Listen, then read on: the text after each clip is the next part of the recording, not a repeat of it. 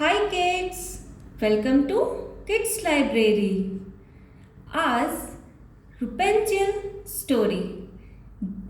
Rapunzel is the German fairy tale story.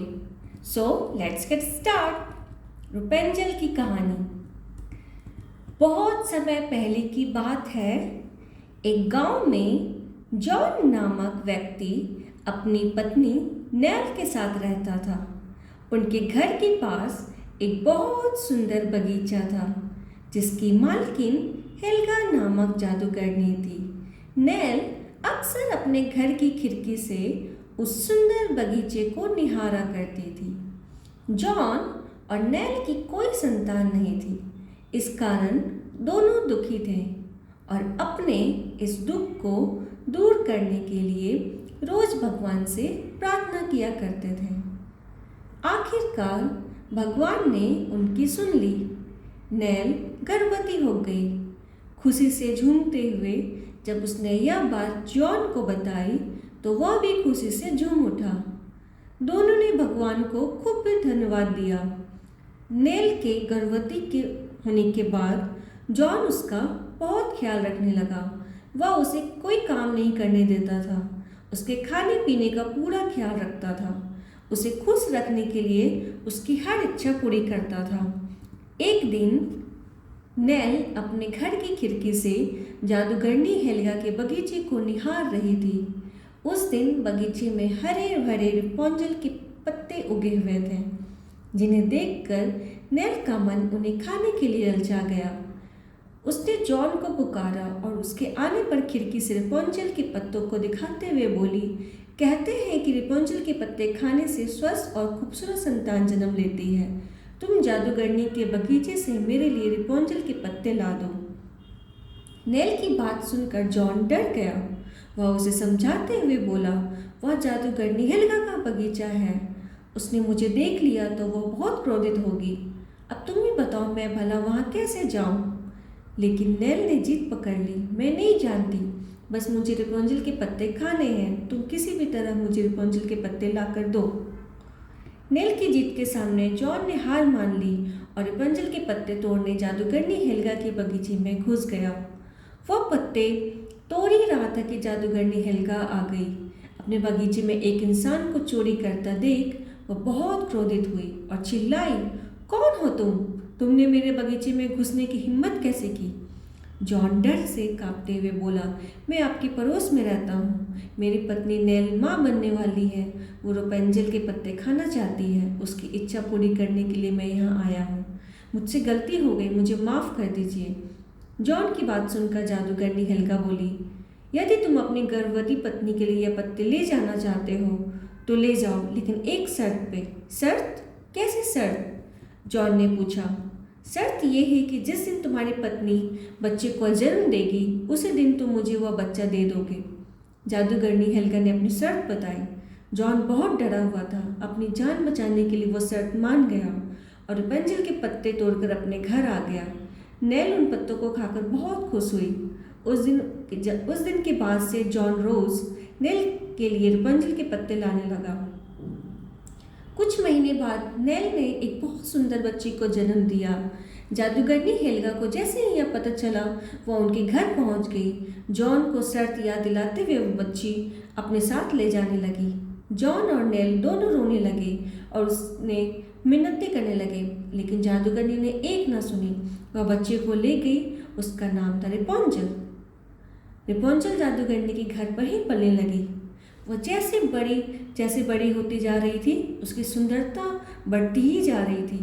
जब वह 12 वर्ष की हुई तो जादूगरनी हेल्गा उसे जंगल में ले गई। वहाँ एक ऊंची मीनार में उसने उसे कैद कर दिया। उस मीनार में न दरवाजे थे न ही सीढ़ी, बस एक खिड़की थी। रेपुंजल के बाल बहुत लंबे थे। जब भी जादूगरनी को रेपुंजल के पास जाना होता वह मीनार के नीचे से चिल्लाती, रेपुंजल रेपुंजल अपने बाल छोड़ो। रेपुंजल खिड़की से अपने बाल नीचे लटका देती और जादूगरनी उन बालों के सहारे ऊपर चढ़ती और खिड़की के रास्ते मीनार के अंदर चली जाती। जादूगरनी का रेपुंजल के पास आने का समय निश्चित था। वह रोज दोपहर रेपुंजल के पास आती और उसे खाना देकर चली जाती। बाकी पूरे समय रेपुंजल मीनार में अकेली रहती थी। धीरे धीरे समय बीतने लगा। कई वर्ष बीत गए। रुपेंजल 16 वर्ष की हो गई थी। इतने वर्षों में वह एक बार भी मीनार से बाहर नहीं निकली। उसकी जिंदगी कैदी के समान थी। रुपेंजल बाहर जाना चाहती थी, दुनिया देखना चाहती थी, लोगों से मिलना चाहती थी, दोस्त बनाना चाहती थी, लेकिन जादूगरनी के डर से वह घुट घुट कर जी रही थी। जब वह बहुत दुखी होती तो मीनार की खिड़की पर बैठकर गाना गाने लगती। उसकी आवाज़ बहुत सुरीली थी। उसकी आवाज़ सुनकर पेड़ पौधे झूमने लगते, चिड़िया चहचहाने लगती। एक दिन एक राजकुमार जंगल में शिकार खेलने आया। मीनार के पास से गुजरते समय उसे किसी के गाने की आवाज़ सुनाई पड़ी। वो रुपेंजल थी जो मीनार की खिड़की पर बैठकर अपनी मधुर आवाज़ में गा रही थी। रुपेंजल का गाना सुनकर राजकुमार मंत्रमुग्ध हो गया। वह एक पेड़ के पीछे खड़ा होकर गाना सुनने लगा, लेकिन कुछ ही देर में गाने की आवाज़ बंद हो गई और एक कर्कश आवाज़ उसे सुनाई दी, रुपेंजल, रुपेंजल, अपने बाल छोड़ो। राजकुमार ने देखा कि एक बुरी बदसूरत औरत मीनार के नीचे से चिल्ला रही है। उसके चिल्लाते ही सुनहरे बाल नीचे आए और वह उसे पकड़कर ऊपर चढ़ने लगी। थोड़ी देर बाद वह बूढ़ी बालों के सहारे ही नीचे उतर आई और चली गई। वह बूढ़ी औरत जादूगरनी हेल्गा थी जो रुपेंजल को खाना देने आई थी।